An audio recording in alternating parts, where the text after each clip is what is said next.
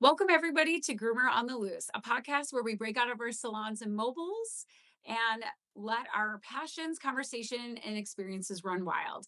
I'm one of your hosts, Holly Baker, I'm Alicia Mulac. and we have another guest. This is a episode full of guests. Good evening, everybody. My name is Jameson, otherwise known as the guy in the kilt, if you've ever come to one of the shows. Yes. So we're a little bit different today. I am actually here in New Jersey with Jamie in Groom, and we have our beloved Alicia back in the Chicagoland area. Yep. This episode is episode 3, and we've titled it Regulation. We're going to be covering how to stay physically fit in the salon, how you entertain yourself while grooming, and we're going to talk about education and regulation with some of our guests, Sierra and Rachel.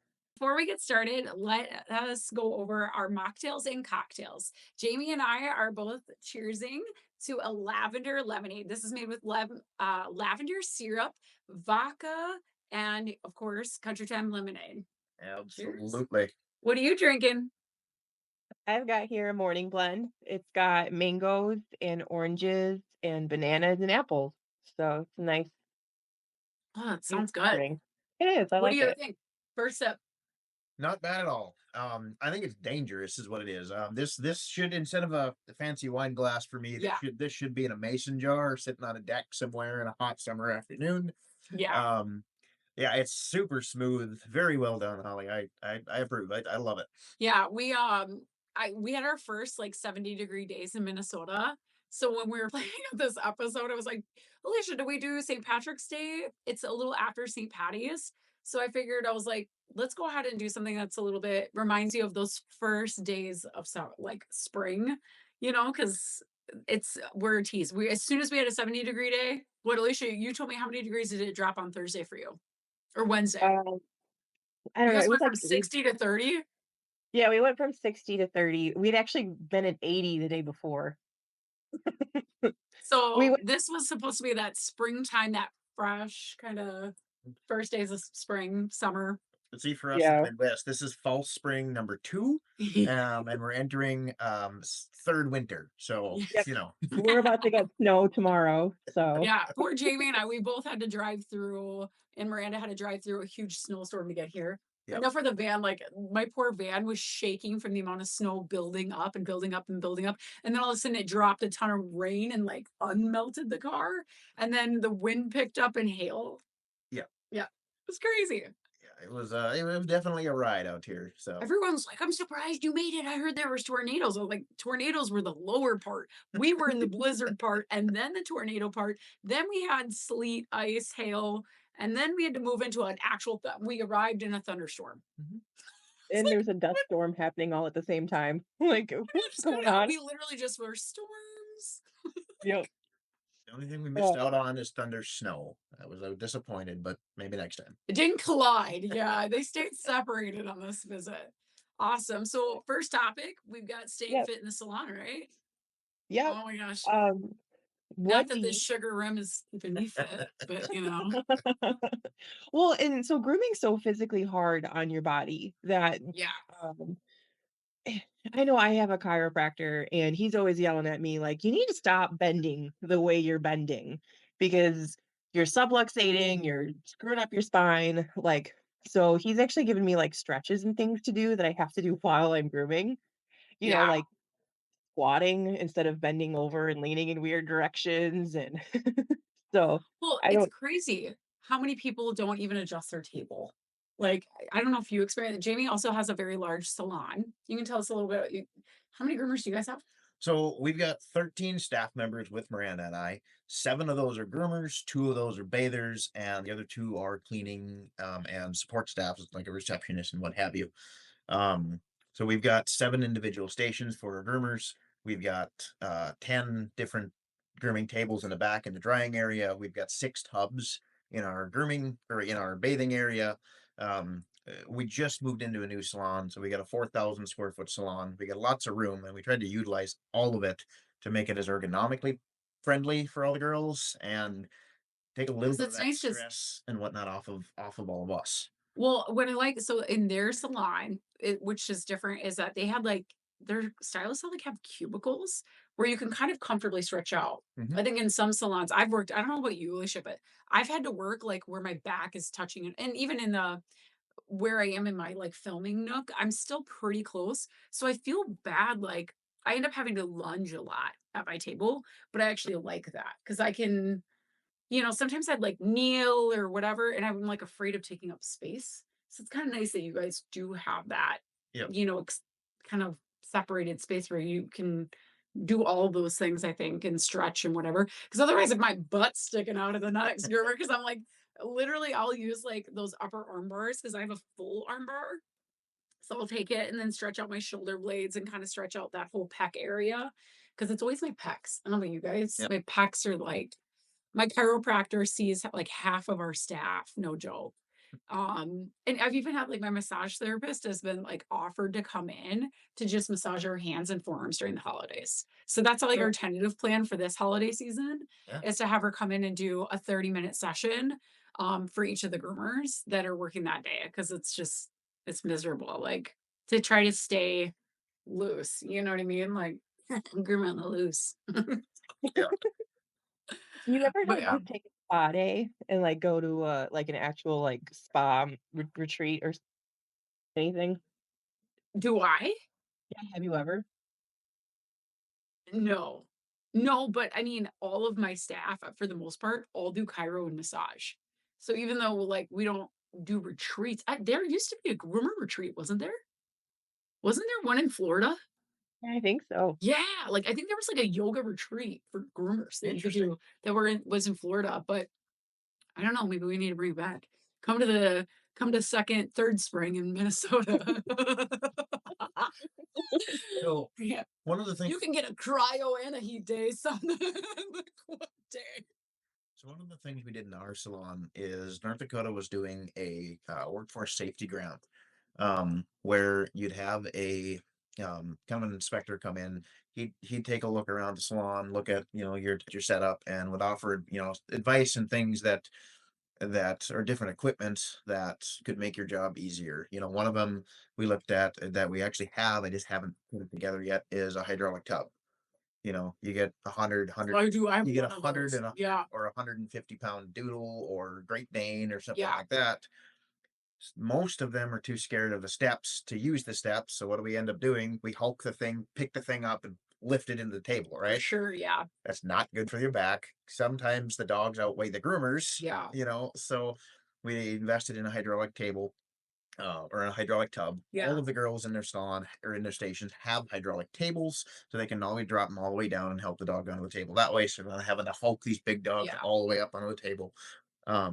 Two, and then for the reception area, I get sit stand desks for both the receptionist and myself. So if you're popping back in and out of there, you're not leaning over your desk constantly trying to do stuff. You hit the button, it raises up, and you get the desk at standing level. You can work on it, talk to your client, and go back and check them out. The other thing is in a lot of the tubs, we're all lazy. We all do it. We get a small dog. We gotta do it in a big tub. What do? We leave the grates all Lean the way at the over. bottom of the tub. We bend all the way over the tub. We're working on the dog, and we're way down. we Yep. should do an episode strictly on bad habits. Take Like, yeah, 10 seconds, grab the grates out of the bottom, put them on the upper rack so you can work on the dog up here, yeah, not bent over down That's here. one of my biggest toxic traits. Working on your dogs bent over your tub, because it's different if you're working right in front of you like this, but when with your tubs, you're about a foot back or more from your actual dog. So now not only are you hunched over, but you're stretched out at the same time, and it's terrible for you. yeah. Take that extra 10 seconds, pull the grates up, put the small dog on top of the grates, work on them up there, and save on your back. Yeah, with some of our special guests, we talk a little bit about teaching and that. And even one of my baby groomer, I constantly have to remind her, raise the table, raise the table. You're hunched over, raise the table. It's amazing how we have to break bad habits and build good habits. But one of the things that we need to jump into and talk about in this episode was we're doing a product review on the groomer wall. And that to me is an amazing tool. I don't know if this is the platform we could jump into that, but that's been a game changer for me to have a groomer's wall, so I'm not overreaching to try to grab a dog that like scoots all the way. Cause I actually Yep. have a really nice, it's like, I don't know if it's 24, I think it's a 24 table, but they still have like the metal frame. Yep. So I mean, it's like 30 inches away sometimes, or at least that's how it feels. And I'm like, get over here. So it's nice to have a groomer's wall where I can wall them up, so I'm not overextending Yep. and trying to reach the pet across my table. So, Absolutely. So we've got 3 of the groomers rolls in our salon. oh, you do? We love them. Yeah, So, they're really nice. 2 of our girls kinda strictly do small dogs. They'll take a bigger one here and there, but for the most part, they only do small dogs. Yeah, And having that groomer's wall in there so you can essentially cut your table in half and keep that small dog in front of you. So, like you said, Ollie, you're not yeah. reaching Just over and working on 'em all the way constantly, across the table. come here. Because Having then just even that back visit, I'm already like, ugh. having them, giving them that smaller space to work. It's still plenty of room for you to work on something like a Yorkie or a Buer or whatever you have on a small dog, but it keeps them from running away from you and it keeps them close to you, so you're working in a lot Yeah. more ergonomic position than you're not stretched over and bent over. How did you? So obviously, I'm a little, doing a product review on it. Everyone knows that I am an ambassador for all for groomers. But Wait a minute. what did I remember dying to hear? So you just got the groomers wall. Yeah, and We this is love not it. So something what? Tell me about it. this is not something I thought I would actually use in my salon or my mobile. But actually, like for old dogs, like I use the Trig Saver on old dogs. I already did because I just always felt like it was safer to have them on it.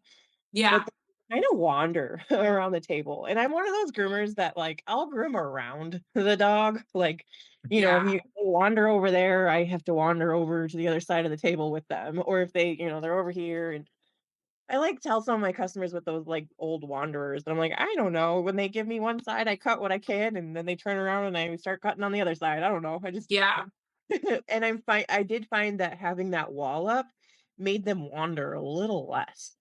Like, I don't know if they yeah, felt more comfortable with, like, having that there, and so that made a big difference on those older dogs. And, of course, being mobile, I'm kinda I have, autoimmune dogs, old dogs, dogs with problems, like well, and it's nice because in yours, you can't move your table in your mobile. Yeah, So that's probably really nice. Like for me, some of our girls will just push their entire station right up to the wall. And for you, that's yeah, not an option. You physically cannot move your table. yeah, and I don't even because I have the Elite, the Wagon Tails Elite, that's the big bus, um, unlike all the other mobiles where you are already kind of against a wall, the Elite's not, like, my table's in the middle of the bus, you can walk all the way around it, Yeah. so, it definitely makes a big difference. Cause yeah, otherwise they've got everywhere to go. Yeah. I got to use, so I challenged myself during this, like, product trial to teach some of my other groomers a little to get more comfortable with it. And one of them, what was really nice is, like those, I call them leaning labs. They want to like, it's why thunder shirts are really prevalent, right? Like there's pressure points right behind their arms. That's why the thunder shirt literally puts pressure on him and they just kind of want to lean onto someone or something. Um, you know, Sometimes it's because they're overweight or these storms obviously make their joints hurt and whatever, and they just need to kind of take their weight off a little bit somehow. And so it's really nice because we have two arm bars or a full arm bar in my salon for each person. And so they can either like unsnap them, turn them, and then that way I don't have to take that off the wall.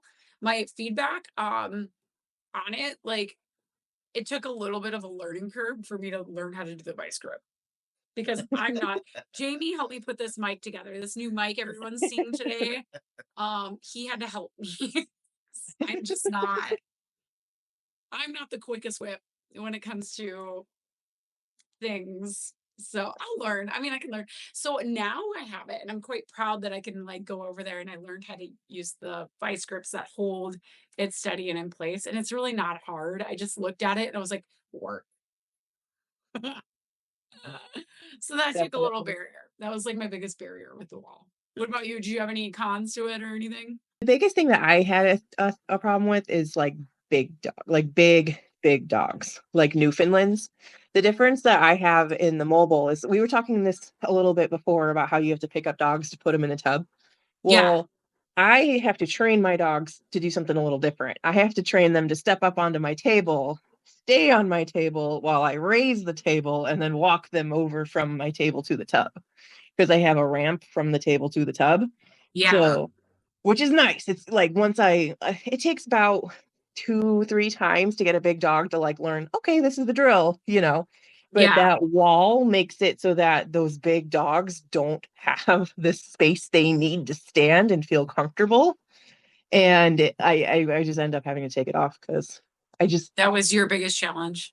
yeah. And I know like some people need to have it on and some dogs need it and whatever. I just, like, these Newfoundlands are taking my whole table if, Yeah. without the wall, so Yeah. it just wasn't helpful for that kind of thing. Yeah. And I know that's very specific. So Yeah, but it's good feedback. We wanted to give people honest feedback about the products. And I do like that they now have a trach saver for the newbie size dogs. They're yeah, like, I think it's green. It's the lime green one, but it's huge. I feel like I can walk a dog. They don't advertise that. That's not something that they promote to walk a dog with it. But yeah, I mean, I can at least transport it. I just leave it on to go from my bathing bunker over to my clipping room. And I find that it's really easy for me, not promoting, but my experience and laziness. That's, I do things lazily. So absolutely. But yeah, those are all really good things. I know my chiropractor constantly tells me I need to do more exercise. I always want to stay fit. And, obviously summer's coming and I want to stay fit. The only other thing that I saw that other groomers do is that they were like, they get done with something and they'll do lunges or squats. Okay. And I thought that was really cool. Like to actually work out during their workday. yeah, I thought that yeah. was I've heard pretty that. rad. They're like, I get done and I do this stretch, and then drop and do like 5 squats or whatever. And I Yeah. was like, that's a really smart way to introduce exercising all day. Yeah. Well, Yeah. Something else that's really common in our industry is ordering food. Yeah. We DoorDash. DoorDash in McDonald's or DoorDash in Cheesecake Qdoba Factory. or Cheesecake Factory, Cheesecake Factory. like Holly did tonight. Yeah. My poodle tried to eat it. Make yourself a lunch at home the night before and bring yourself a That's a lunch. really good point. Food. Whether it's whether it's if you want to stay healthy, and you get something like a chicken salad or something like that, or even if Yeah. you just make you make a hot dish or something like that at home or burgers, bring yourself a lunch the next day. One, you're saving money because you're not spending 15, 20, 30 bucks on DoorDash. Yeah. Two, you're actually getting healthy food that you can make. Your food intake is probably your number one factor in how healthy and just your overall well-being. I'm laughing because I'm so bad. And hey, I I worked out. I literally, we have to stock bread and like sandwiches and turkey, and I just make a sandwich now at work, or Alex makes me a sandwich at work. Yeah, So, I worked out of a car for 10 years straight, and you're gonna see I, Ranger come in, and you can say so- hi. I mean, I ate gas station cheeseburgers, and coffee was my main staple for like 10 years. So Yeah. I understand. I'm trying to get away from that now. I'm trying to make lunch at home and It's like, oh, God. make something healthy and not fall into that habit. Yeah, again. food. Well, Food is a really good one. And something that's really important that a lot of groomers don't do is you need to eat more often. Having one meal Yeah. at the end of the day after you've done your whole workday is not healthy, and that's actually how you gain weight. I've Yeah. lost almost 20 pounds just by eating something every 2 hours. Wow. That was Same. it. I've That's lost 30 all I pounds did last differently. year. So Yeah, like that was all I did. well, I'm you sorry. know that from my own health, I will give a PSA announcement, right? So because of my eating style at work, I developed a esophageal tear. My acid from my stomach started burning my esophagus because I would wait to eat all day, eat literally when I would get home, and then I would go lay down, and then it would come up into my esophagus and start burning a hole. So just so you know, not healthy groomers try to, the two, again, Alicia and I both lost weight. This year I lost 30, gained 20 pounds back, or 10 pounds, not 20, 10. Okay, I didn't get that bad. but I gained 10 from the holidays. But it's coming off again because I'm trying to form these healthier habits. So anyway, on Yeah. other news, entertaining yourself while grooming. Do you do anything? Oh, I love to listen to Audible. I love audiobooks. That's my first go-to is I'll put on a good audiobook and just it's nice because I feel like it's you're just watching a movie without needing to watch the movie part. Yeah. Listening to a movie, that's what it is. Yeah, you're listening to a movie. I actually have groomers that legit, um, I have groomers that legitimately actually watch movies. They'll have like an iPad out and they're just listening and grooming, but they can like look over at it. And I find that really hard. I don't know, I've done that. literally like my one groomer, Nina, sits there and watch the movie Elf year round. She just will rewatch Elf constantly and they don't get it. Miranda will put on documentary after movie after movie after movie and just has her phone or whatever sitting up on the side of her table or on a Yeah. station, and it's just constant. I turn something on with a movie and I'm instant squirrel and hey, this is cool, and I just totally forget what I'm doing, and 10 minutes later, Yeah. oh, okay, I can't. that's bad. I just have long in-depth conversations with myself in my head. I usually did like I love to listen to music while I groom. But Mhm. you guys have all like my entire staff now have a book club. I talk about it with our guests a little bit. But I am now into podcasts and my favorite are audibles. And my favorite thing to do is I will see you like text me and be like, "Are you at this part?" So like it makes me What feel like I have chapter are you community on? to I like, suck. yeah, you're like, "Did you get here? Oh my gosh." And then we're like competing about who's in front of each other reading wise. And it just becomes like almost, or I talk on the phone a lot. I talk to you Yeah, guys, all my competing family. yeah, So those things keep me entertained. I've, yeah. uh, Because I've I started, talk about I've started sorry. getting into like leadership podcasts. Ooh, that's good. I'm really trying to work on that leadership aspect of the building and on myself as well. So I've really gotten into a lot of the leadership podcasts. So when I'm in somewhere I'm not like in a drying room or whatever where Yeah. it's fairly quiet, I'll throw my headset on and put on put on one of the leadership ones and just try and build that little bit of knowledge, on how to I be love how to that. be a better leader for my team. I don't want to call I don't want to call the girls my employees because they're not. They're a lot more than that. They're the team. We can't do it without them, and we know it. Yeah. We need them just as much as probably more than they need us. So I'm only laughing because my husband listens to like comedy podcasts. And like he listened to what was it? He read Fourth Wing just to mess with Alicia and I. Like on the phone. So like that's what Alex is listening to. He's like, he could be doing self-help. I'm gonna like, be like, hey, did you hear what Jamie said on the podcast? Even I don't know. Good job. Good job. I wish I talked about this with Blake Hernandez about how he needs to do like the voiceover for like notes from the grooming table. And like we need to have an audible of notes from the grooming table and stuff. I think that would be pretty rad. Having somebody read all that out. But like have to do it like with comedy relief in it. that's all. I don't know. I think it'd be pretty rad. Like Yeah, the I Scottish Terrier, like have yeah. somebody like over here from Scotland. That's the best one I got. Like I'm sure everybody could do better, but It's funny. I used to work at a shop that they had a TV in the shop, and it was like everybody would like have a day that they got to pick what we were watching. So like, one of our groomers, he'd always put on documentaries. One of our other groomers would put on like the Tour de France. And that's yeah. so random. Like, Sometimes we were watching random Disney movies because my boss was like, I want to listen to this. So it was yeah, just like an eclectic group of like, I don't know what we're doing today. This is fun. But yeah, not and then when crazy. I'm on mobile, yeah, because I kind of cycle through a couple things that I do. We talk about it a little bit where I have this network of mobile groomers that I just call and talk to, and plus you. And it's Yeah, like because we're all doing the same thing. Sometimes we'll just be on the phone quiet for like an hour because we're both blow drying big doodles or something, and then we're like, "Oh, hey, I'm done. I'm done too," and then we can talk again. it's But so funny. I Yeah, know exactly where you are on the Groom just by listening to your vehicle. that's so Like, funny. or if you've gone totally mute, I'm like, "And it's my time to monologue." Yeah. I shall Well, I just monologue. feel bad. I know some people say it's not bad, but, like, I don't like when people's, like, hearing the dryer constantly, so I mute myself so you don't have to hear it because it's just loud. Yeah. Especially in this new van I just picked up, because it's so small, the noise bounces around in there so hard that even my noise canceling headphones are having problems with it.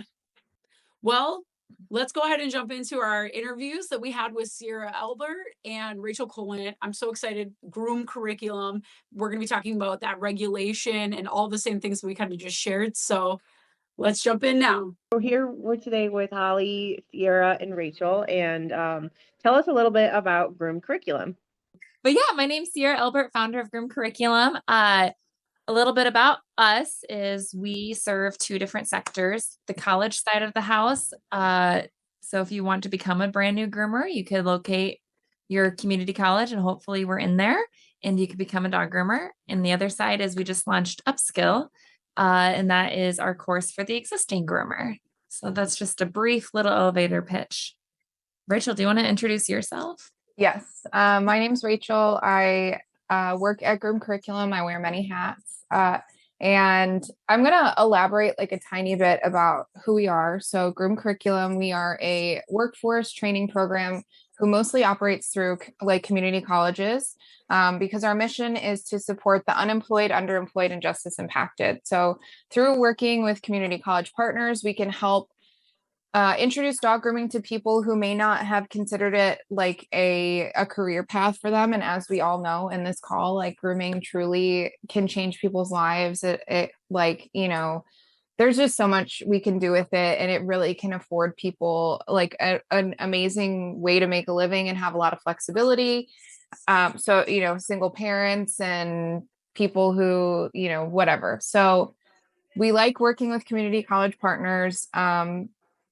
Because they oftentimes can offer, like workforce grants or financial aid so that we truly can make grooming education accessible for groomers, for people who want to become groomers.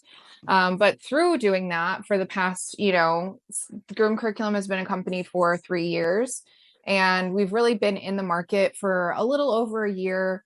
But in the past year especially, we've had so many existing groomers who will ask us like, well, how can I take your program? And really, the previously existing Groom Curriculum program was not for, we were like, you don't need it, because it included 200 hands-on hours of like beginner grooming instruction.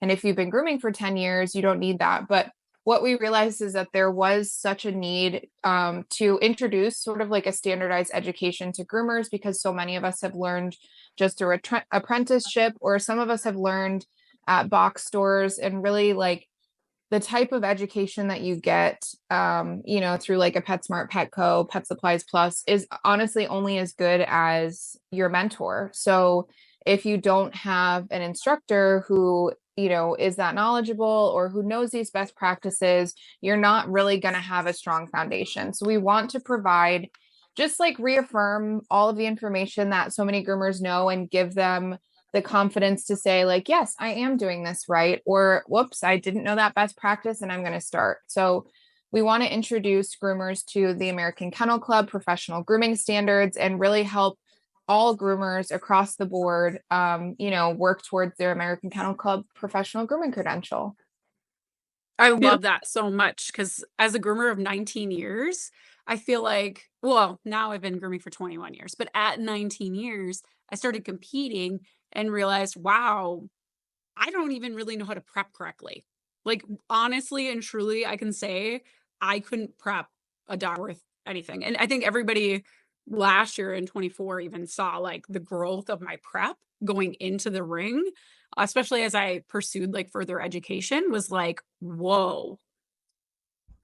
You Yeah. just don't know what you don't know. You think, Yeah. oh, 19 years, I've been a pet groomer forever. I saw that argument online, like on the Programmer Network, it was like, oh, I've been grooming already for this long. And it's like, I can speak 19 years. And Yep. as much as it's slightly embarrassing to be like, I didn't know, but I'm like, I didn't Well, Yeah, No. that's no, that's and that's honestly kind of normal. Sierra's stories too. That's like kind Yeah. of Sierra's Yeah. story too. Yeah, I that's how the had no whole idea thing how to straighten started. a coat. Like, Yeah. truly, I just blew Yeah, it stretch straight drying. Yeah. with a force dryer. And like, I'm so embarrassed, but I worked for a big box store and we used to throw our fluff dryers out because we just didn't, we're like, Did that's too you slow know the for us. We purpose? can't do that. We just threw them out. That's Hundreds funny. of dollars. Like, those are I so know. And expensive. you're like, can I have them back? But that's why we really Yeah. created upskill is it wasn't only we were listening to the groomers, but as we're trying to recruit instructors, we saw that they were pet groomers for a long time, but they didn't know the why, their terminology, even how to take the skills that our students learn in the LMS and translate it into the hands-on part. So that's where we're like, actually, I think just going back to the basics and teaching and best practices and even like burnout is what we see a lot in our students, instructors, anyone, and giving them those tools to add to their toolkit with durable skills. So that's Holly, I was right there with you. I remember Yeah. I mean, I was probably 12 years into the industry and I knew what my mom knew and I knew a little bit from books, but I too didn't understand. It wasn't until I met Aga years ago when she explained like the first shampoo is just getting the dog clean. The second shampoo is, what you're trying to get done to the coat, kind of thing. So Yeah. I feel a lot of people are like us. And that's what we're trying to do with upskill is you don't have to become a contest groomer to figure out, oh, I've been doing this wrong.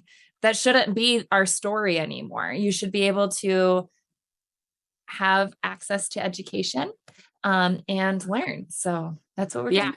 doing. And that's such an awesome thing because there's so many people that I talk to, and even on my own staff, people always ask, I have 21 employees now, and I'm responsible for making sure that they have the education and the tools and the resources that they need to be successful. So I'm so excited to be joining Groom Curriculum because we need this. We need an atmosphere that my team doesn't want to compete. That's not something that they want to do. They don't, they're not all of them have the bug to do that. And so giving them a program and access to that education without the fear, that they have towards competing against others, is really important. So I love that. Yeah. Thank you for doing this, you guys. This is such a good thing. Yeah. Well, and it's so interesting because from the other side of things, I actually went to a dog grooming school that like covered pretty much everything that you would expect a school to cover. And I didn't know there's people out there that didn't know all these things. I just thought that was the typical way you get into the industry. So, but that's like one private school in the United States. It's not like a full curriculum that you guys are trying to get out there into colleges, which I think is amazing. Yeah. And the other, so you mentioned Programmer Network, which always like my skin starts to crawl a little bit.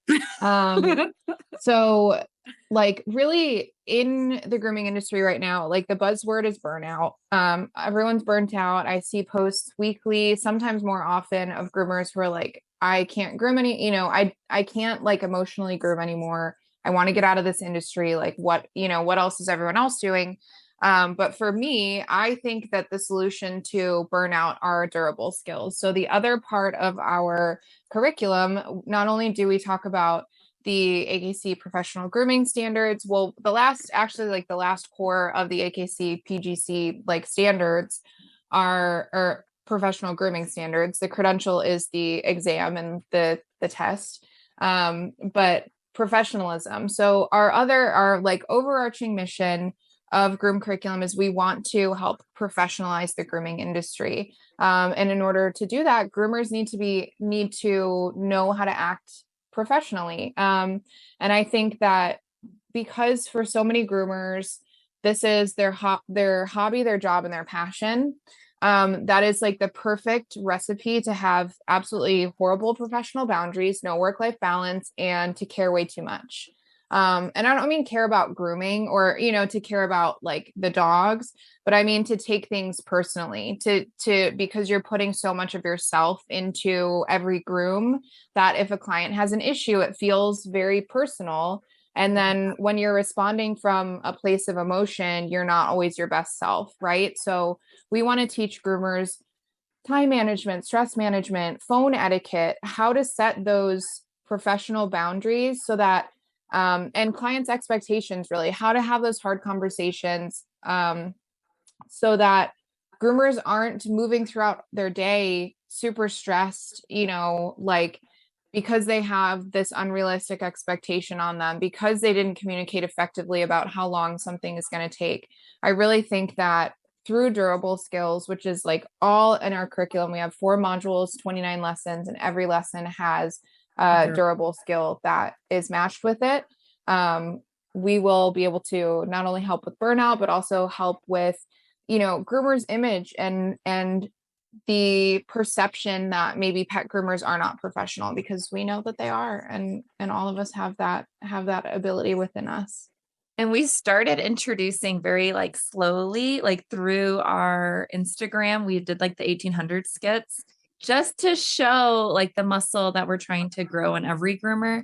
Like Rachel's always like, she's not saying what she wants to say in those little skits and those reels. But she communicates how we should say. So boundaries are, I know for the longest time, if someone, it was the day before Christmas, I loved them so much, the client and the dog, that I would just get them in because they had poor time management skills. But I'm the one that was like, but their family is coming and Fifi needs groomed. So that's what Patricia Pierce really brought to our curriculum. She aligns curriculum. She's also our business partner and our managing educational director. So when she aligns curriculum, she knows best practices in all different industries, and having durable skills built into a curriculum is truly the magic. A lot of colleges do customized training within workforces of like, say like Jack Links or, any big company. They'll bring in a college trainer to do like personality training to make sure the work and the staff, everyone is getting along and using tools. So then everyone keeps their job and doesn't quit because they're burnout. So every industry is doing it. We're just introducing it to dog grooming. And that is exciting. Yeah. And so I think this is a good place to segue into the next topic, which is, how do you feel about regulation in the grooming industry?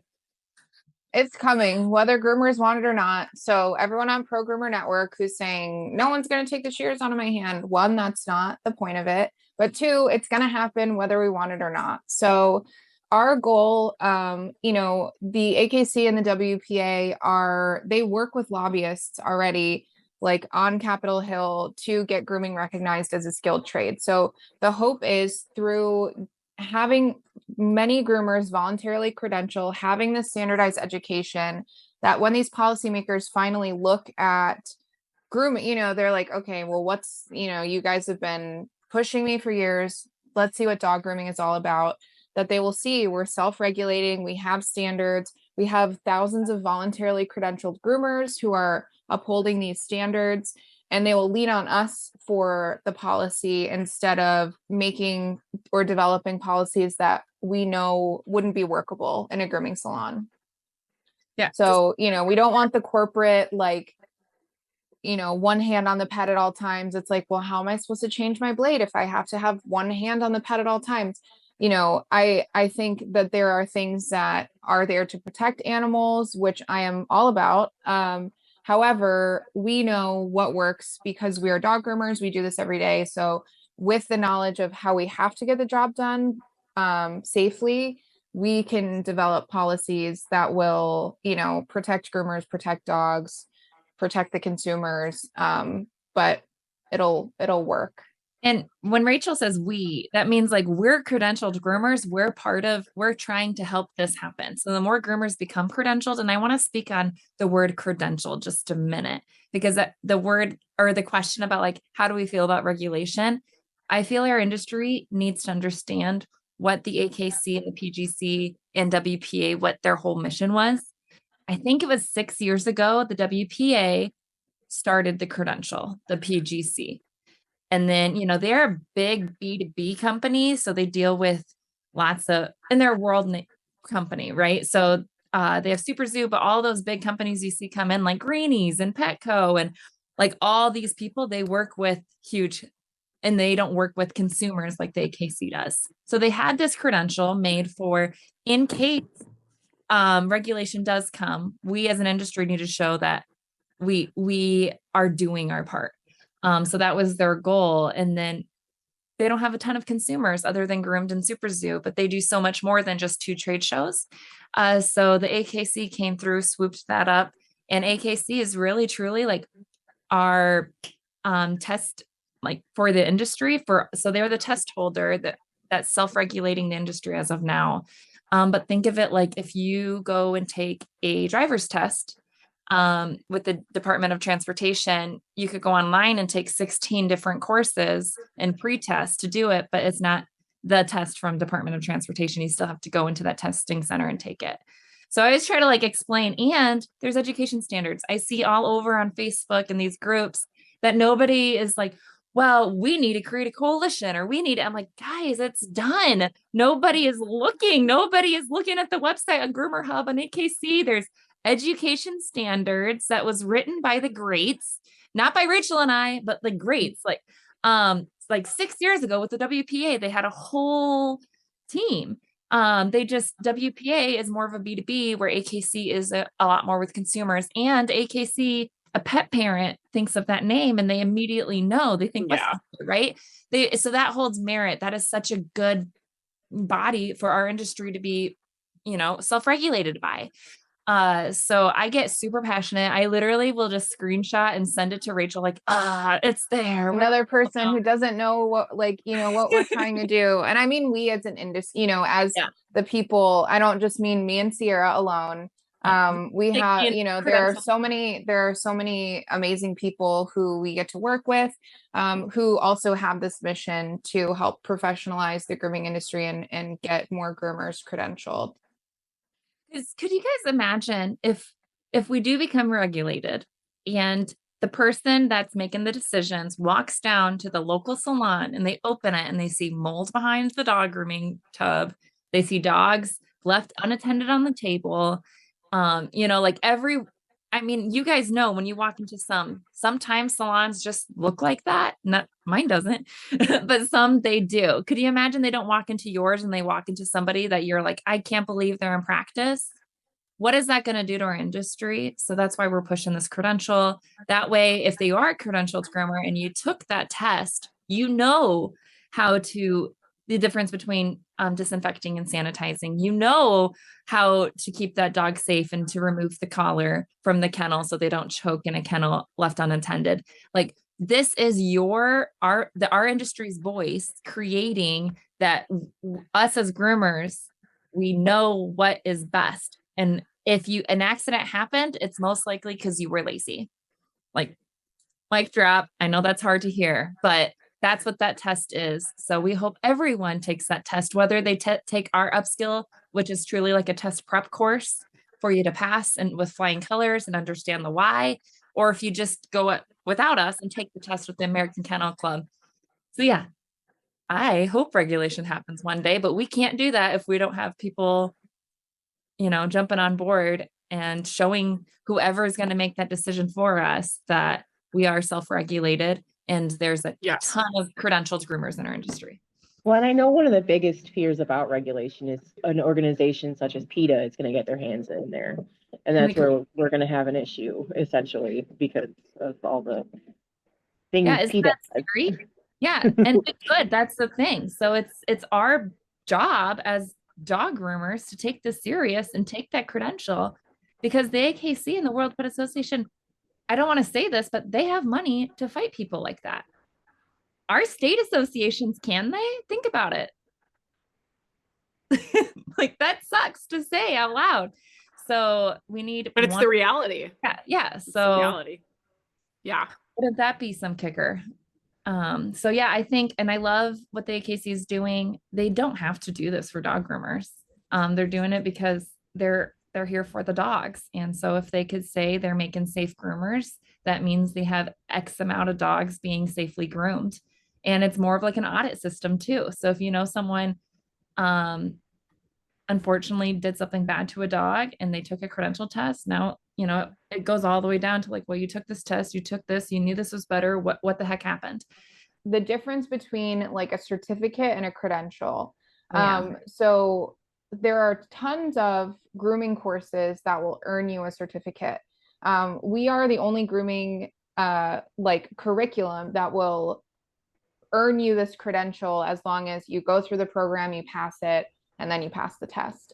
So a credential is, it's going to be like research back, data driven. In order to keep this credential valid, you have to have 25 hours of continuing education within 5 years. So that's part of holding this credential. And then the other part of it is that the credential cannot be issued by the same company who provides the curriculum. So that's why we need the AKC to oversee our whole industry. Eventually, I'm sure that there will be other, companies who catch up with what we're doing with Groom curriculum, but you cannot issue your own credential. So if you see another grooming program that is offering a credential, it's not legit. In-house, it's a monopoly. Yes, an in-house credential, because there's no way to like regulate that, so there's a lot of grooming education misinformation out there. And honestly, if you have any questions, just send me a message, because this is what I'm passionate about. I will talk to you about it all day long. So all of our students with community colleges, Department of Labor, FFA, high school, prisons, whatever we're at, that they take all of our tests, but at the end, once they have the minimum hours to be eligible for the AKCPGC exam, they get enrolled into that process and they take a test with them outside of our organization. And what's really cool about that test, it's our industry's first measuring unit without being a monopoly and like, this is what this school does, and this is what they are lacking or learning. This is as an industry as a whole. So the goal is for every person that has a curriculum, all of their graduates go through this, or even not even going through a curriculum, like Holly and Alicia, you guys could take this course, or you guys could take that exam tomorrow. Now they have a measuring unit to know what our industry is lacking. Is it sanitation? Is it handling? Is it professionalism? They're going to know with your test scores. So that's what they could do in return to give to Barkley, to give to World's Pet Association, to give to Groom X, to all these organizations and say, hey, you need more classes on this, because it's very alarming that this is what the test scores are. And a lot of people do not understand sanitation. And it's funny to me, we see brand new students, and some students, their parents have done everything for them. So they take like a dog grooming towel, like, and like pick up poop or feces and then not until their instructor's like, oh, honey, paper towel, and then they don't know to like, they'll spray the disinfectant on the poop. Well, that doesn't do anything. Let's remove the poop, get the floor clean, spray the disinfectant, and then, wipe it. So it's really taken everything down to the basics. But isn't that scary that our industry could just be doing stuff like that? 100%. I have a new apprentice who has been a groomer for 6 months. Okay. Transferred because she had somebody else that I hired was like, oh my gosh, Holly is amazing. There's these standards. It's, I already have the code of ethics at the NDGAA. I have a whole, so she was like, hey, you should join me. So I hired her. And sure enough, she didn't even know how to clean a blade. Yeah. She's like, oh, you don't just hit Cool Care on it? And like, that's it. I was like, you've never washed a blade? I have an ultrasonic cleaner. Like, yeah. And I'm like, you don't have these? What? Yeah. Oh, honey. That's what our upskill is all about. That's what you know what you're taught. Yep. And that's what's scary about not being regulated. Yeah. Like I just started the AKC Safe certified because I'm finishing out the master's. So that was one of the requirements. And I love it. It was like, you have to have in a salon 2 doors, two stopping barriers, 2 barriers to exit. Yep. Yes. And I was like, well, and I counted and I'm like, I have 3. So I was like, but it feels good to hear that. And then they even address mobile, which I loved. It wasn't just isolated to the grooming salon, because in our last episode on the podcast, Alicia and I covered the different types, right? Like some groomers go to the houses, some come to mobile, some, so grooming is offered in so many different capacities. And so it was really cool to see kind of that. And my favorite one was actually, they mentioned, please put the dog's body in its natural way of alignment. Mm-hmm. How many times I've seen groomers that, aren't taught right. Yeah. They jack it up. And I'm like, girl, like, and then the dog's fighting and they're fighting. And I I'm have like, a nail stop, trim this is reel that I'm horrible. posting soon that talks about that too, because you just want to, it's like, you know, a lot of groomers aren't necessarily taught that the dogs that we're working on, they're not an object who we're doing this to. They are like a little feeling creature who is participating in this with us. Yes. So, you know, we want to make sure that we are treating them like a feeling creature and not just like a doll that we're doing this to. Could you imagine just like standing up and someone just taking your whole back leg that you're putting all of your weight on and just kicking it? And then like, why the heck aren't you standing up? Like, could you imagine? Yeah. That, so I get it. Restraint has been like in my career in teaching people, like lift, just even like, I usually will hook my finger under the thumb, just a little light pressure. The dog voluntarily will pick up the foot. Like just a gentle pressure, and the dog will then shift its weight and lift on its own. Yeah. Like I don't have to just, you know what I mean? So it's unbelievable. So I'm so excited to hear that your curriculum is going to also participate in that. That makes me so excited because it's going to make the experience, like these naughty dogs are going to be so much better, because it's usually uneducated people that are. If a dog is being bad for something, like check your handling first. Like before anything else, like, are you, you know, or even like if your handling is okay, but if this is a senior pet, you know, is it potentially, you know, do they potentially have arthritis? So their range of motion is not the same of a healthy, you know, young dog. Even though your handling might be okay, it might not be okay for different, you know, a puppy or a geriatric dog. So we're definitely really big on handling, and because that is something, the more that we can educate groomers, and especially young groomers, they're going to take this throughout their whole career, dealing with thousands of dogs, maybe hundreds of thousands of dogs. And every one of those dogs is going to have a better grooming experience because the groomer was more educated. So it's like we're helping groomers and we're helping the dogs that they're taking care of. And then, you know, once we have more educated groomers, they're not going to tolerate working in a salon with a bunch of uneducated groomers who are doing the wrong thing all the time. So I say, you know, a rising tide is going to lift all boats. So we have these people who are going through this, who are getting educated, who are learning like the right way. And eventually there won't be room left in the industry for people who aren't, you know, who aren't doing the right thing. Yeah. I love that so much. So I know we talked about this a little bit earlier, is burnout. So, and I know you guys talked about your ways a little bit of how we can help with burnout. So what other self-care ways do you deal with it for the industry? Because I know like we get bit, it's a physically like exerting job. There's a lot of like physical activity that goes into it. So how else do you care and stay fit in the salon to help you not feel those effects?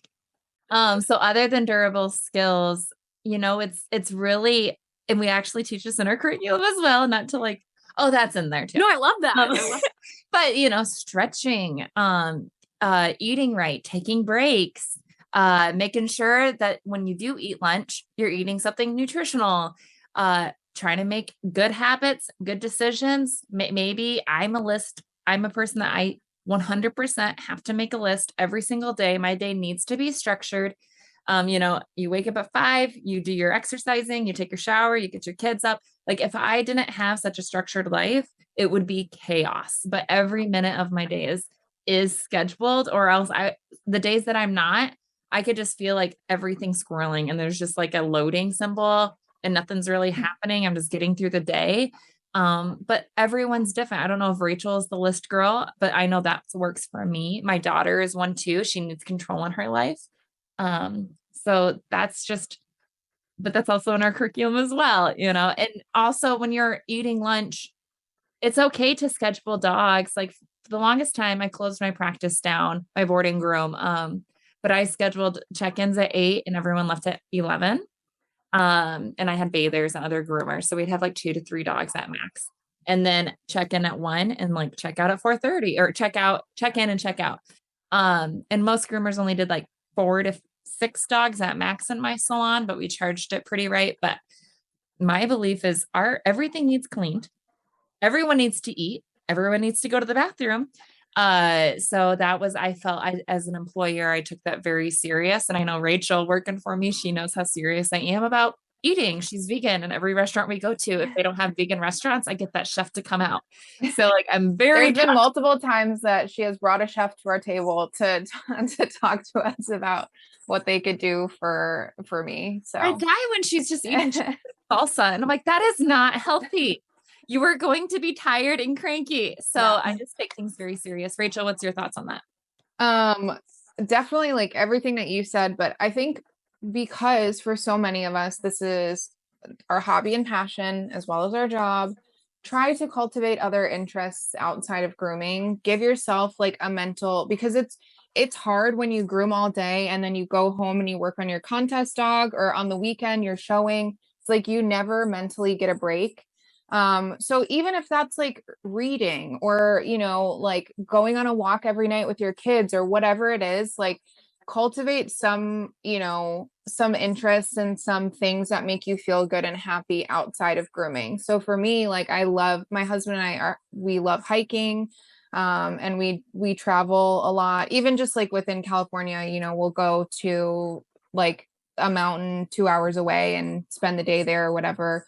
So I like hiking a lot also because so at my old salon that I used to work at, I pretty much I was like on call like 24/7. Like on the weekends, I'm like, kind of the expectation was that we would be responding to client texts on the weekends and things like that. So for me, it was like, well, I'm on a mountain. There's no service. I guess I can't, like, it forced me to give myself a little separation and, just be more present. So definitely like a hobbies or something that gives your life value and purpose outside of grooming. I would recommend that to anyone. Especially the more involved that you get in the dog world, whether it's showing or competing, I think that's when you need it even more. Because it's very easy for this to take over your whole life. And then that's when, it's absolutely soul crushing if you have a bad weekend and you don't place, or you don't win anything, or you bring no ribbons home. That is just like you're putting yourself on the fast track to burnout, and you've got to give yourself other things that bring you joy. Nailed it. I could not agree more. That is like, I cannot preach that enough. My own groomers have a book club together. They went out to like a brewery and they had a coffee flight. They do like coffees in the morning, and those girls went and got a coffee flight. And I was so excited because that's like a barrier for me and them. Like they go and do those things because I'm their boss. You're the boss. And I love that for them. The fact that they get together and they have that, and and then they all do their audiobooks and stuff at work. But I play hockey. That's how I do it. Yeah. So, and you're like a coach for hockey. yeah, I coach hockey. I play on a women's team. I just played with boys on Sunday night, so I'm super sore. But I could not agree with that more, Rachel, because especially because I show dogs, I'm in that, and it's when it owns me, I burn out. And Alicia has heard me. I call her and I'm like, oh, because I'm a creative groomer, which takes hours and hours and hours. And when it eats into those other hobbies in my life, that's when I start to feel super overwhelmed. I start crying. I'm shutting down because it feels like it owns me. And so it just can't. There has to be that boundary and that barrier in my life to, and I scuba dive. I love scuba diving, hiking, like you said. I'm a huge kayaker. I live just off the Mississippi River, so I love kayaking in Mississippi. Alicia, how do you stay fit, sis? How do you stay fresh? So I'm a huge gamer. I video game all the time. I'll put on Civ, like right now we're in Civ 7 is our big one. Kingdom Come Deliverance 2 just came out. Super excited about that. We used to do Sunday Fun Day, where we would have people in the neighborhood come over, just play board games. Like, I think I can show it. We have a giant board game collection. Oh my God. And this is part of them. So because I'm a creative groomer also, and that was kind of one of the reasons why I ended up not competing this year, and even part of last year was because I started a business, we're expanding, and the creative was getting into the time that I needed for myself, and I just couldn't mentally do it. I had to put something to the back burner, and it had to be my competition because I needed to take care of myself first. Yeah, and that's Absolutely. important to be able to recognize, like even like if you don't know if you know that you're overwhelmed, if you know that you're, there's like too much going on, even if you don't have a hobby yet, or you don't, know what else you would want to do, being able to recognize that you're at that point will give you the opportunity to get out of it. I think when people don't realize it and they're just like feeling that, like crushing, feeling every day, and they're like, well, I guess this is just how it is. It's like, no, you have to recognize that you're there so that you can get yourself out of it. It's easier said than done, but I'm one of the people, I don't have a hobby. Rachel will be like, you need to do something else than work. she was on vacation and she was like, God, I wish I was checking my emails. I'm like, Sierra, that's not good. That's not healthy, sis. I wanted to say that for the listener to know that like you're not alone. But what I do is when I check out, like I do try to check out. But I'm addicted to what I do. I love the stories of our students. I love the greater mission of getting dog grooming recognized. I just was at the Capitol yesterday. So I truly like, it's a hard thing, but what I did have to give up, Holly, what you were kind of explaining, like it overtook my life. I had to give up competition. I recognized that I couldn't do what I love to do and compete and be a mom and be a wife and be a business owner and be a boss. Like I was draining my accounts. Like my life account is that, Gavin and I had a podcast, so it just like brought me back to that. But like I was in the red in my life account, and like I just knew I needed to start getting into the black and be positive. So Holly has all my contest dogs. I gave it up. So, Sterling, the love of my life. So, do you prefer the salon setting, mobile, or what kind of grooming atmosphere do you prefer to be in? I prefer an environment that everybody is. I want my environment to have like a positive growth mindset. I don't care if I work with 10 groomers. I don't care if I work alone with a receptionist. My whole goal is that everyone has like I don't know this yet, but I'm going to learn kind of attitude, or this is a muscle I'm growing. But I struggle when there's like the negative Nancy that's like, this dog's just being dumb, or the water pressure today is just, like someone just used the tub for 4 hours washing like 2 Newfoundlands. Like, yeah, give my water, pressure tank a little love. Like, like I don't care if it's single, 4 people, 10 people, 20 people. I just want the energy to be vibing. So that's me. I drain when people are negative. And I'm way less. So like when I'm in the salon, I have ADHD. So like if I'm focused on a task like grooming, like I'm in the freaking zone, and it's really hard for me to be grooming and also like socializing, or like, so, and it obviously depends. If I'm brushing out, I have like a short haired dog, my dog. If I'm brushing out a short haired dog, like I can be talking, but like if I'm working on a face, I'm probably not going to be talking. So sometimes like if I'm in a grooming salon with other people, that can make them feel weird because I'm not talking, I'll just put my headphones in and like be listening to whatever. So it just entirely depends on like who I'm working with. But I think definitely like for me now, I just have a home-based, like an in-home salon, and I work mostly one-on-one. But I do love having like one other person that I work with that just like understands my like work style. Because I do get bored, and I want to talk sometimes, but I definitely am a person that needs like to go inwards and like focus and recharge. It's hard for me to be like social all day long. And I'm a golden retriever. I'm a salon girl. I have mobile, but I get lonely really quickly, and I'm like, no, people. You're talking to your clients, and like they're like, okay, and you're like, no, wait. They're like, Alex okay, says that Holly, he's we'll like, see "You're you the worst at later. Minnesota goodbyes."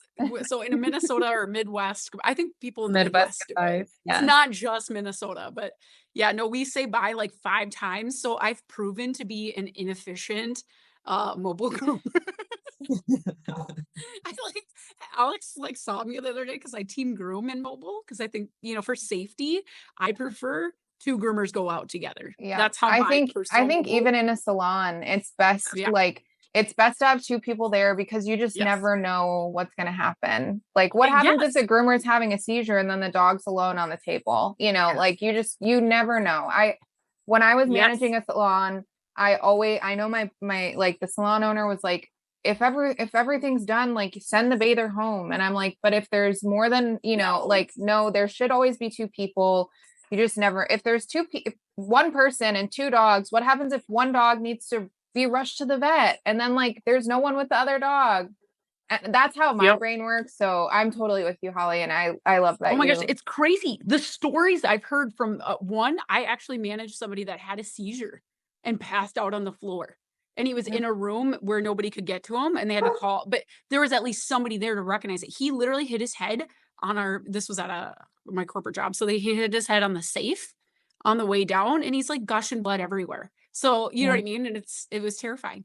And another example, my other girlfriend owned her own grooming shop and she's like, it's fine. I'll be by myself.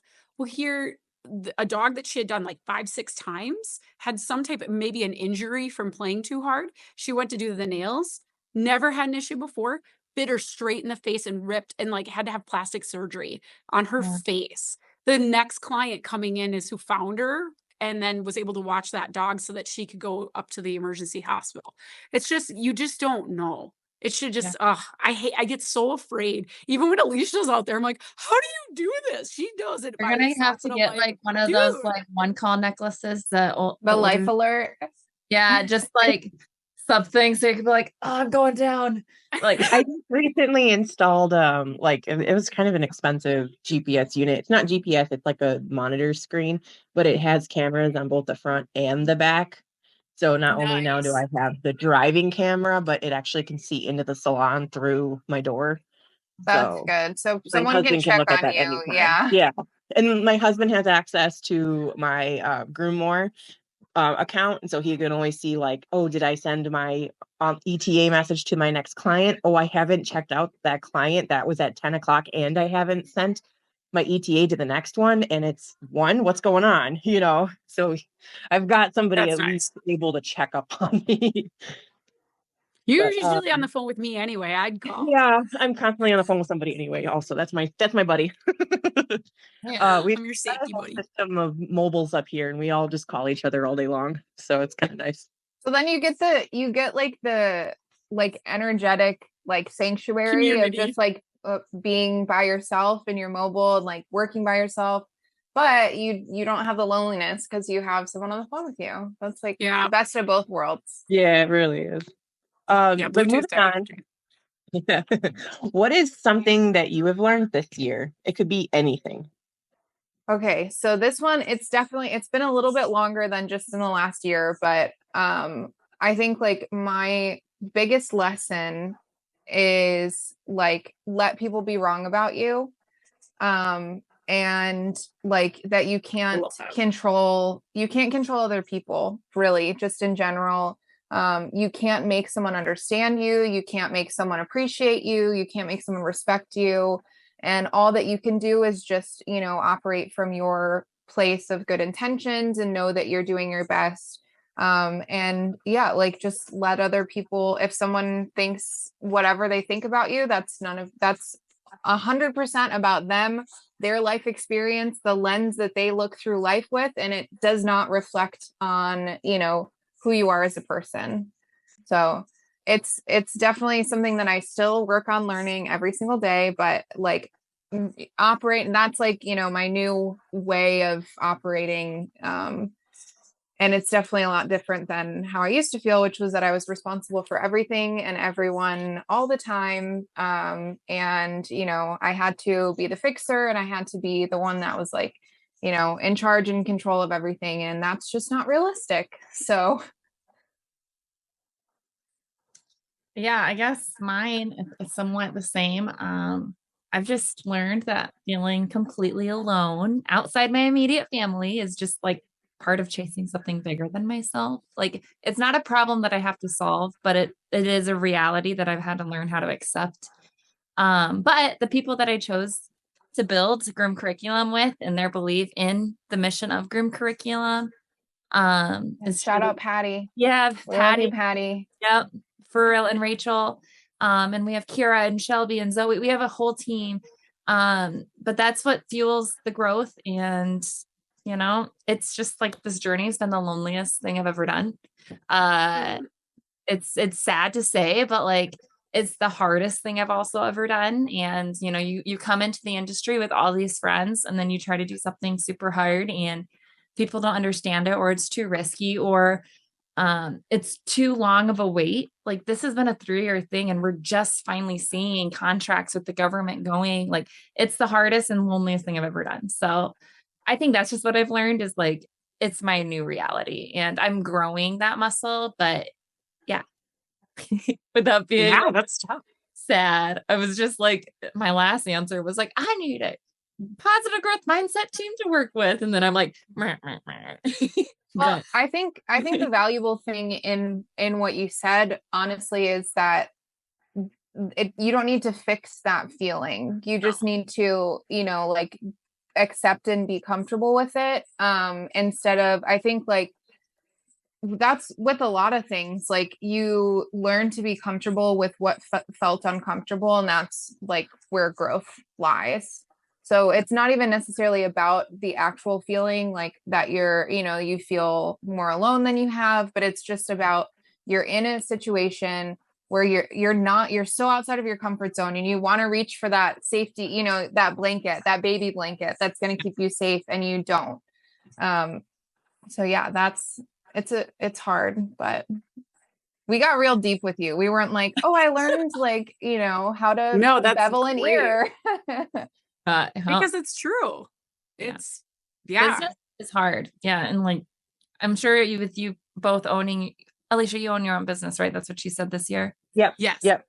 I'm in 2023, but we're expanding this year. Actually, on Friday, I'm getting my second mobile unit. So yeah, she hired employees and building a fleet. Here we go. But, yeah, it's like probably the hardest thing you both have ever done, right? Like you have employees, you have a business, you have customers. Like you can't just like, oh, everyone's going to Pizza Ranch tonight. Like actually, I have X, Y, and Z I have to do. Like or a lot of sacrifice. Or that's not a good professional boundary because I'm their boss and I shouldn't be going out to dinner with them. I need to have my own, Holly, instead of going to book club with your employees, you should call Alicia, but it feels sad at the time. You're like, I'm left out, but but you have your own that's it's hard, important not to depend on my employees for my source of friendships. Yeah. Like it creates a healthy boundary. I totally agree with that. Yeah. But it feels sad in the moment, when you're like watching them have all their fun and you're like, I know. I love their little sisterhood, but I have my own sisterhood. Yes. But even like grooming family. Your outside family, like some of my sisters and like they don't understand, or like brothers or cousins or aunts, like they don't understand the day-to-day of how busy. They just think I work remote now and like, what are you doing? Like, can't you just go to this? Like, can't we just go to like the fair? Like, and I'm like, I'm in a Zoom, like I can't. And they're like, but you just work at home. Like you're not manually doing anything. So like, that's where I think that's where my loneliness stems from is like I guarantee you, nobody in this town knows. They couldn't tell you what I do. And that's lonely. Like I know, and I'm not helping my situation. I tell everyone I'm a stay-at-home wife that my kids go to daycare because they don't actually care. So I don't even tell them. So I know it's a mess I'm making myself. But like, so yeah, but. Alicia, what's something you've learned this year? Yeah. Oh, no, I didn't think of this question. Do you want me to go first? Yeah, you go first. I am trying to learn to not be ashamed of my confidence. Yeah, that's good. Because when I exert confidence, it seems like people try to climb up to my pedestal that I put myself on, right? Like, I am not going to accept mediocrity. I'm going to continue to learn. I'm going to continue to grow. And there's always those other malcontented people in my life, and those people that seek drama. They want to bring people to their level. Misery loves company, and they reach for you, and they can't take you out, but they can try to wear you down. And I struggle with that. I struggle with being like okay with my confidence, because for some reason that makes me a bitch, you know? And I'm like, okay, no, it's just that I know what I'm doing. And it's okay to say that. And they're like, "Well, do you really?" Like, yeah, no. Like, I spend hours and hours studying breeds, studying things. And when I didn't know something, Terry Dan Marino was like, you should try confirmation. That will help you. Like, I didn't know how to stack a dog on a table. Go to a confirmation show, go to a class. So I did. I went and picked up, started going to classes. I earned confidence. I Mhm. didn't just assume it myself. It's okay. I've earned the right to be confident. So my phrase this year is, don't let my confidence offend your insecurities. Oh, I love that. I Yeah, love that. I I like that. earned I And I earned this person. right. Yeah. So But like, yeah. I love my confident friends, Holly. I love you. I love Rachel. Alicia, I barely know you, but if you're a confident woman or not, I love you anyway. But I love a girl that could walk into a room and be genuinely who they are, and then say what they Yes. need to say to get the point across and not just blend. Yes. I Don't be love, afraid. yeah, don't Conquer fear. Be fearless. for It's sure. Yeah, okay. I think coming back to me, it's probably over the last couple years, just from owning a business, especially a mobile business, I've really learned to let things go, because I'm a micromanager. Every little detail has to be thought out. I like my list. I like my micromanaging. I like knowing exactly how everything is going to go. And when you're mobile and all of a sudden your drive shaft breaks down and your generator's not giving power to your salon, and you're going, oh my gosh, I have a full day today. Tomorrow my employee's on the books. I don't have a day off until 2 weeks from now to get all this fixed. And now you're like, okay, well, now I have to reschedule everybody, but where do I reschedule them? I don't know. Wait until, like, it gave me patience, and I just had to let it go until I knew more, so that way I could then tackle the problem. So it's been a lot of like learning how to not sit here and just stress over the little things that I cannot do anything about. There's nothing I can do to do anything until I know more information. And so it's been a lesson in patience. It's been a lesson in just letting go of the stress. I love that. That's Yes. one of my durable skills. It's Yeah. like it's in your In my control. control, out of my Yep. control. Yep. So, Yeah. and then there's like a little graph that you could really, put it in there. Like, so, but yeah, that brings us Yes. to upskill. So any listeners here that want to maybe earn that credential and like when we say we, that's what we mean is like we take that because Rachel and I are both credentialed groomers. We feel like we could say, like we're trying to help regulation happen. And we like, that's what that means. But yeah, hopefully this inspires some of your listeners to want to take our course and get test prep ready and take the AKC PGC and rock it. Like, Yes. So thank you both for coming on to our Groomer on the Loose, because we exist everywhere as groomers. But so if they want to learn more about the program, is it a website? Is it Facebook? How do they literally go from this to that? We'll post on YouTube. I can post it in our comments for a link. Same thing on our Facebook page. But how do they get a hold of you? How do they reach out? Easiest way probably would be that, like, if you go to our Instagram at Groom Curriculum, there's links to everything you could possibly want. You can message us, you can find our website, you can find our upskilling website. So probably just for brevity's sake, at Groom Curriculum, find us on Instagram and you'll have every resource you need at your fingertips. just a little bit more about our course. I don't want to take this whole episode about it, but you'll go in our LMS, which is online LMS. It's a learning management system. So you have to order books. There's books that coincide with the LMS, but then we also have 5 scheduled Zoom meetings, one of them being an orientation just to walk you through what to expect and all that good stuff. But you'll see more of Rachel and I and Patty. Patricia Pierce, our managing educational director, she'll be on And this. curriculum writer. She's amazing. She has an education background, which is what makes her curriculum so special, is that it was designed by someone who knows how to teach things. And I think that that was a huge missing piece in our industry, is that we didn't have the, you know, the marriage between like actual education, like from a teacher, someone with a master's degree in education, with the grooming knowledge together. So Patty made our thing really special, and we love her. And then Holly, you're one of our Department of Labor employers, right? Yes, You're gonna I'm use our so apprenticeship excited. program. It's awesome. Okay. Again, so much for joining us. We appreciate you guys. Thank you Yeah, for thank having you. us. We're so great to talk to you, and yeah, we'll talk to everyone soon. I'm so sorry. We just had a little bit of an audio issue there, but thank you so much to Rachel and Sierra with Groom Curriculum. That was such a wonderful discussion, and it was great to meet you guys. So for our next episode, we're going to talk about bullying in the workplace and in the competition ring, and how you deal with pet parents and employees and teammates and other people on the internet, and how to deal with that. And we're also it's our April Fool's episode. So we're gonna talk about pranks and April Fools and what you're doing around what you or somebody else have done in the salon. And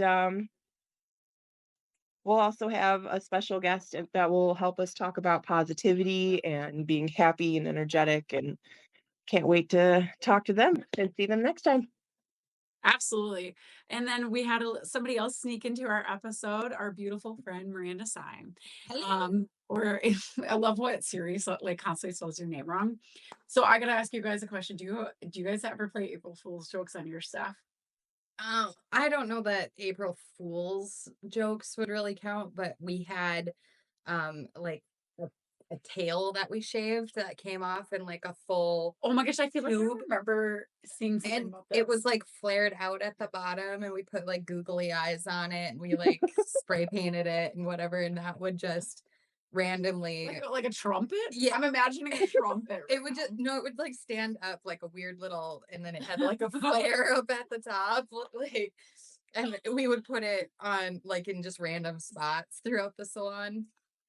We did that for quite a while, and then some of our groomers have a tendency of like printing out like like weird Christopher Walken things.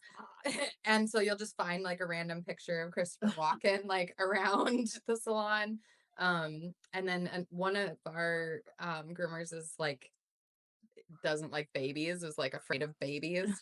And we went to a baby shower, and they had all these like tiny tiny little babies. Like ice cubes. Yeah, so we like put babies all around in like her station, and she'd just be like, just, like find a random baby. I think one of the silliest things I did was when I worked for my corporate store. You know, they're huge stores and they have the phones that ring, like the Nokia. So we had like wireless phones. We changed all of the phones to meow. And so then April Fool just went meow, meow, meow. The entire store is meowing.